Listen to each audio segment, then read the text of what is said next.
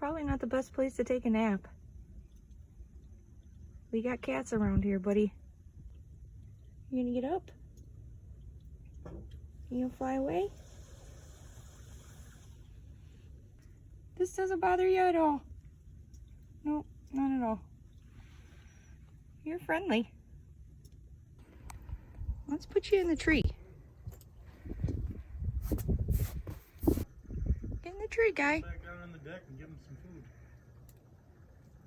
Eat a little bit of it. Put him back down here and go get some birdseed. You're so cute. Don't worry. Oh, there you go. There he goes. He's still up there.